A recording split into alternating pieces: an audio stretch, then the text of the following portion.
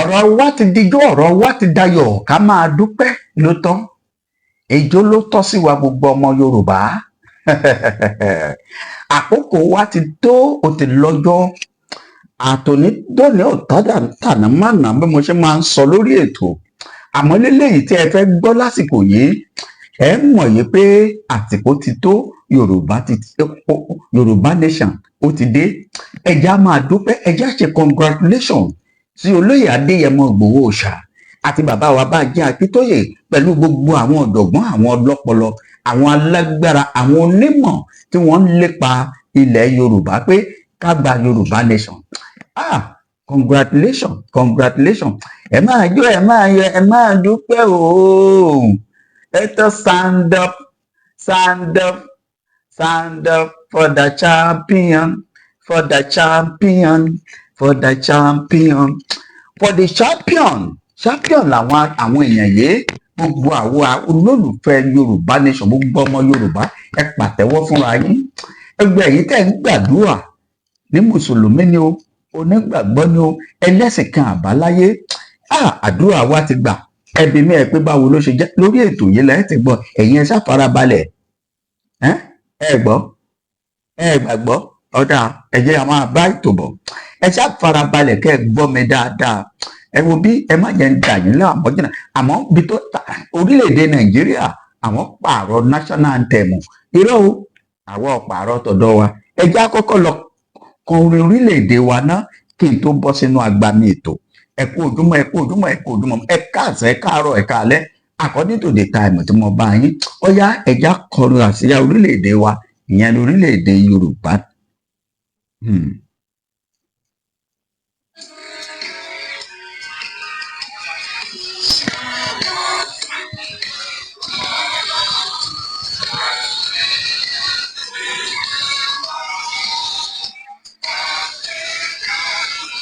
Kàgbéga.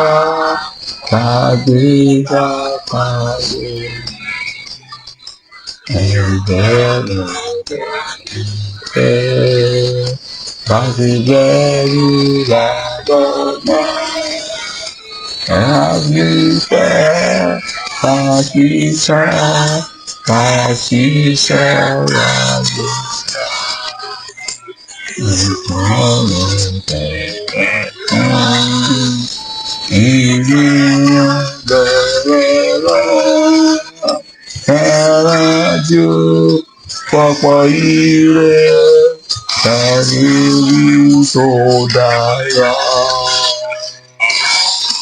Odò àdìjẹ́ bọ́ sípò ẹ̀ṣọ́ rẹ̀. Àwa ni ògo adúláwọ̀.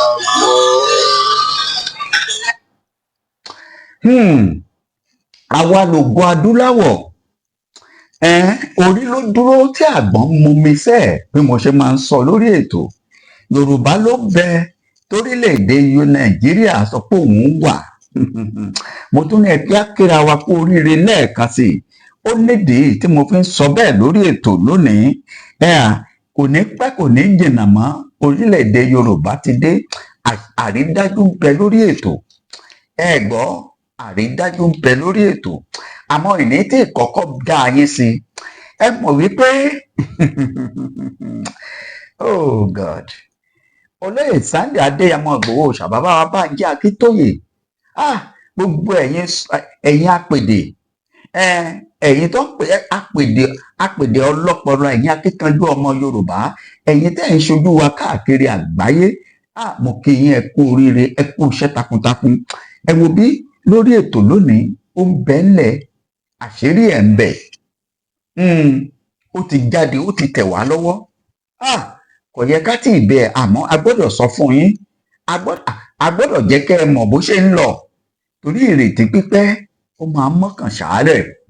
Àwọn bàbá wa ti ń jáde, àwọn àfáà, àwọn pásítọ̀, àwọn onímọ̀ ẹlẹ́sìn kan àbáláyé tí wọ́n ń sọ. Àmọ́ ti wá ṣe é ṣe báyìí, báwo ló ṣe jẹ́? Ẹja máa bá ètò bọ̀. Ẹ wo bí ṣe mọ̀ wípé bí orílẹ̀-èdè bá fẹ́ dé, gẹ́gẹ́ bí àwọn bàbá wa ti sọ, Bánjí Akíntóyè, Sunday Ìgbòho Òòṣà, bí wọ́n ṣe sọ fún wa yìí pé ìgbésẹ̀ kankan lákọ̀ọ́kọ́ gbé. Ẹ gbọ́ mi dáadáa. Ẹ wò bí àwọn bàbá wa, àwọn Afẹ́nifẹ́re táwa gbogbo wa ń bú, kí ni wọ́n láwọn ń fẹ́?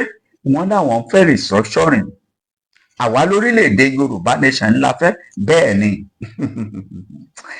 Ẹgbẹ́ ń já yín sí ní kókó àkọ́kọ́ tó fi ìdí ọ̀rọ̀ yìí kalẹ̀ wípé Yorùbá nation ti dé, no going back. Àwọn Yíbò ti darapọ̀ mọ́ Yorùbá, wọ́n ti fọwọ́sowọ́pọ̀ pé Biafra nation níwọ̀n ìgbà tí Nnamdi Kanu ṣì wà, àwọn ṣetán àti lọ. Àjọ wa ń tọ̀ sójú kan náà, àjọ lọ́pọ̀ o. Báwa bá ṣe ń lọ tiwa kí wọ́n lọ tiwọn lọ́tọ̀ ni. Ó ti yé yín bó ṣe jẹ́ nìyẹn. Èyí ò nìkan kọ́, tẹ́ ẹ bá gbàgbé ìpàdé alájọṣepọ̀ tí orílẹ̀-èdè yìí ṣe nígbà ayé Goodluck Jonathan, tí wọ́n pe gbogbo ìran kọ̀ọ̀kan láti wá jókòó. Bàbá wa Bọ́lá Ahmed ti bẹ̀rẹ̀ iṣẹ́ lórí ẹ̀. Ara kókó tó wà ń bẹ̀ ni pé ṣé ẹ mọ̀ wípé old national anthem ààrẹ sòkò patriot wọ́n ti lé ìdànù. Èwo ni wọ́n múlò ti 1960 kankan tí bàbá wa Ọbásanjọ́ yí padà ní 1978. Ó ń bẹ nínú àkọọ́lẹ̀. Bẹ́ẹ̀ ni, níbi ìpàdé àjọṣepọ̀ tí orílẹ̀-èdè Nàìjíríà ṣe nígbà ayé Goodluck Jonathan. Ẹ̀yin èèyàn wa, ẹ bá mi kọ́mẹ̀ntì ní comment section tí mo bá mú sọ̀rọ̀ tó mú ọpọlọ lọ́wọ́. Mo ń bọ̀ o, mo fẹ́ kọ́kọ́ já yín sí nítorí wọ́n fẹ́ dá sí mọ́ bí ètò yìí bá ti ń lọ, tẹ́ ń fara balẹ̀ gbọ́ mi dáadáa. Now, ní ara nǹkan àkọ́kọ́ tí ìjọba Bọ́lá Ahmed Tinubu máa ṣe tó fi àṣírí àti àpẹẹrẹ àrídájú pé Yorùbá nation ti dé, ọdún yìí náà ni kì í ṣọdún tó ń bọ̀. Nínú ìjọba Bọ́lá Ahmed Tinubu yìí náà ni òun ni national flag ó ń bẹ nínú constitution, wọ́n sì kà á fún yín lónìí. Bẹ́ẹ̀ ni ó ń bẹ ń bẹ. Lẹ́yìn bẹ́ẹ̀ restructuring ti bẹ̀rẹ̀. Tí àwọn bàbá Afẹ́nifẹ́re náà wọ́n ń fẹ́ kí náà ń pè ní restructuring, ká padà sí ríjọ. Ẹ má jẹ́ ń dà yín láàmú, ó bẹ nínú ìwé ìròyìn tó jáde, pàápàá Sahara Reporter àwọn ti gbé o. Ẹ sì mọ̀ pé tó bá sọ̀rọ̀ nípa iléeṣẹ́ ìròyìn tí ìròyìn tí ń gbé ìròyìn fún gbogbo àgbáyé gbọ́, Sahara kò é ṣe nǹkan téèyàn kì í ṣe ìwé ìròyìn tẹ́ ẹ ní fọwọ́rọ́ sẹ́yìn. Èyí tó jáde lánàá òde yìí, òun ló sọ nípa ẹ̀. Ẹ jẹ́ ń gbé yín débẹ̀, ẹ̀yin olólùfẹ́ wa. Ẹ wo bí ẹ gbójú ayò òkè.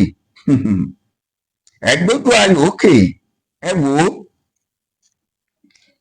ní National Assembly báyìí bá a ṣe ń sọ̀rọ̀ lọ́wọ́lọ́wọ́ yìí, tá a bá yín sọ̀rọ̀,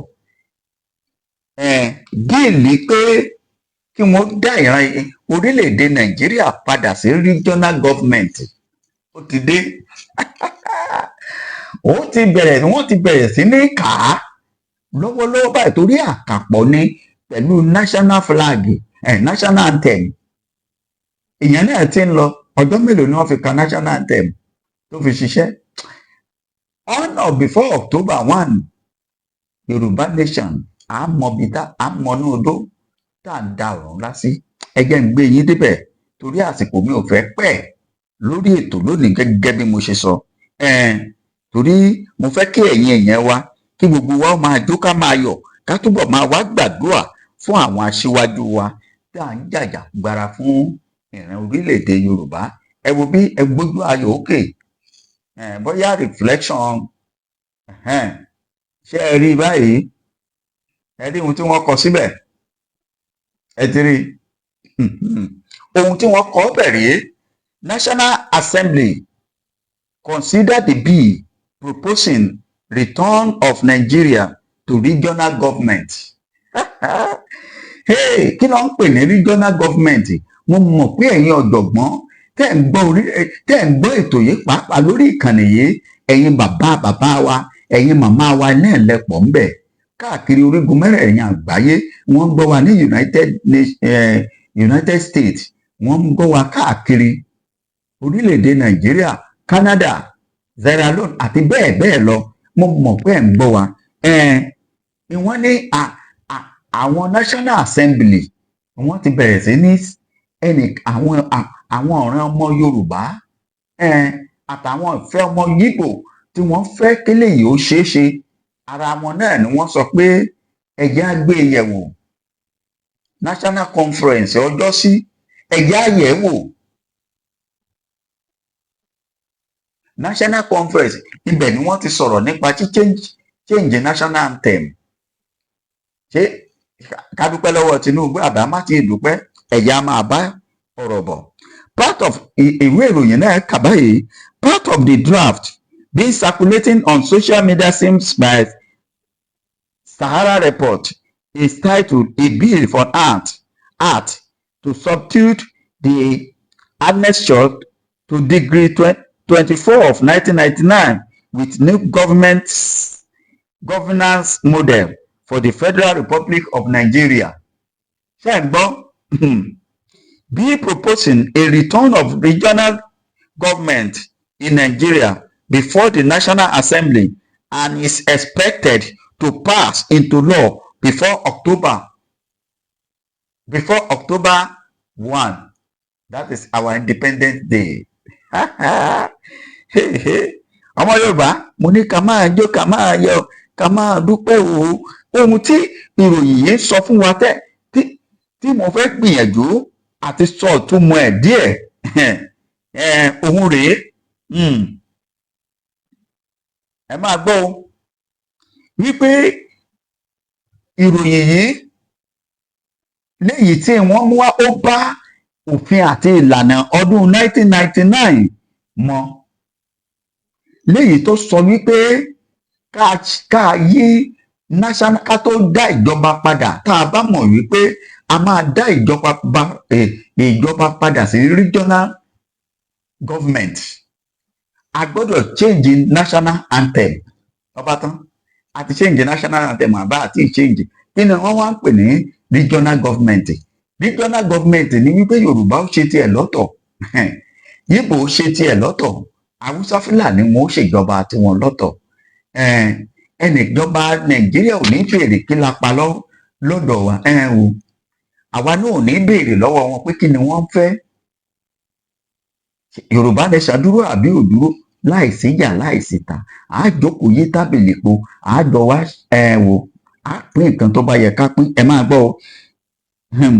If the sponsor of the bill are not cut off for play, the usually politics of hypocrisy seems to say everything but meaning to say nothing at the end, and then describe the bill in clear and popular terms.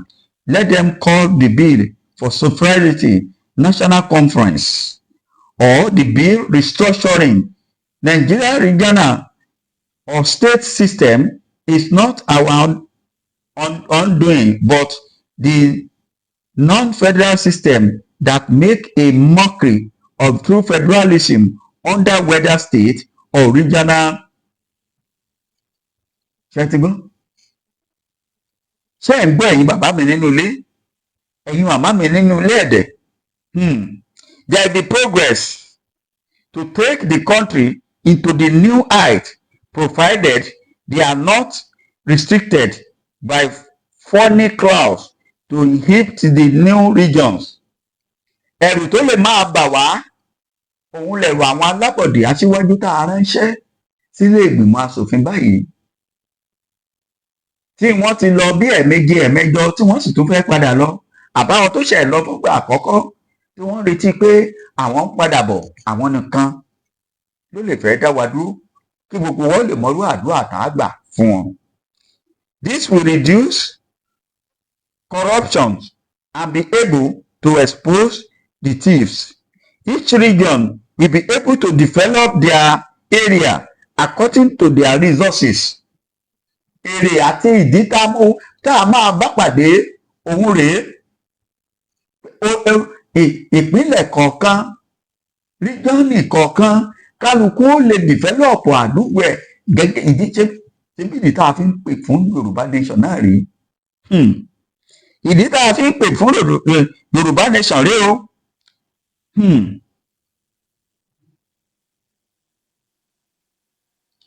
Kí ríjọ́nì kọ̀ọ̀kan ká lè bá a láǹfààní àti tọ́jú orílẹ̀-èdè ìpínlẹ̀ ríjọ́nì wa ká sì mú kárí pé ó dàgbà. Ọmọ Yorùbá ṣe wá rí pọ̀rọ̀ wá tọ́pẹ́ àbí ọ̀tọ́pẹ́. Bíìlì tá à ń sọ̀rọ̀ ẹ̀ yìí ó ti ń lọ lọ́wọ́lọ́wọ́. Èmi ò lè sọ irú iye ìgbà tó ti lọ.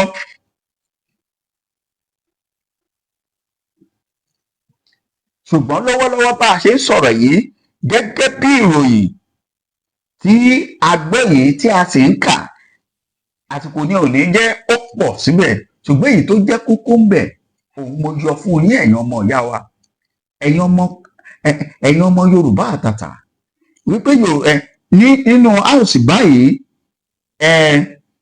bíìlì ti ń lọ lọ́wọ́lọ́wọ́ pé there will be the National Assembly consider the bill proposing returns of regional government. Kò dẹ̀ sí ìdí tí wọ́n fi ní dá a padà tí wọ́n bá ti dá Yorùbá region.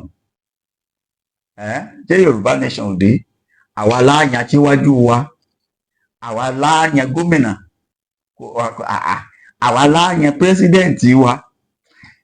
Ohun ewé tá a bá pa òun láfi dìfẹ́lọ́pù.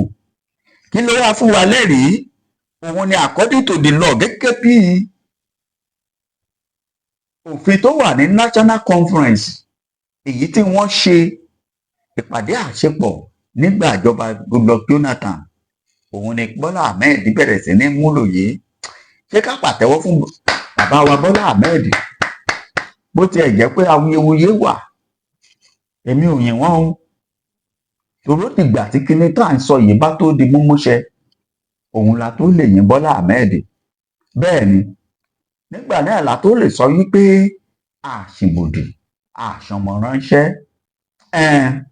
àṣàṣáájú ní. Ṣùgbọ́n tí ò bá tí ì dohun, àti ìgbà tí yín sà bàbá. Bẹ́ẹ̀ ni, a ti rí o, ẹsẹ̀ àkọ́kọ́ lẹ ti gbé yìí látàrí wípé ẹ ti pààrọ̀ national anthem wa gẹ́gẹ́ bí National Conference ọdún náà bó ṣe sọ. Bínúbínú lè máa bínú, ṣìkàṣìkà lè máa ṣìkà, dìtẹ̀dìtẹ̀ lè máa dìtẹ̀. Ọ̀yẹ̀yẹ̀ ò ní yẹ kádàrá. Bẹ́ẹ̀ ni, kò sóhun tó máa yẹ kí ni ò lè yẹ, kò sẹ́ni ò sì lè ṣe lágbára lọ́wọ́ Ọlọ́run Olódùmarè. Láìpẹ́ láì jìnnà á padà sílé wa. Yorùbá nation tẹ̀ ti dé. Òun mo ṣe ń sọ pé àkírà wa kú oríire. Congratulations bàbá wa Bánjí Akíntóyè, ọ̀jọ̀gbọ́n ọlọ́pọlọ. Sunday Adéyẹmọ Ìgbòho Òòṣà, akíkanjú ọkùnrin ogun, adúrótini nínú ogun balẹ̀, ẹkùn tágìrì gbéra ẹ̀ níjà, ajagunmólú gbogbo ilẹ̀ Yorùbá, Gbádéwọ̀lú the first. Akíkanjú, ẹkú iṣẹ́ takuntakun. Yorùbá nation ti dé. Give us the regional. Àwa ń sọ pé àwọn ò fẹ́ restructuring. Àmọ́ according to the National Conference, National Conference bóyá 2011 àbí 12, nínú àwọn tó lọ ṣojú wa Gani Adams wà ń bẹ̀. Implementation rèé, change of national anthem, wọ́n dá a padà sí tìgbà regional government. Ó dàbí pé Bọ́lá Ahmed fẹ́ pẹ̀tù. Ẹ bá wa kọ́mẹ̀ntì ẹ like, ẹ subscribe. Ẹ wo, ẹ kú ìsinmi ọ̀sẹ̀, ọ̀pọ̀ ẹ̀ là á ṣe láyé, á tún pàdé. Ó dàbọ̀.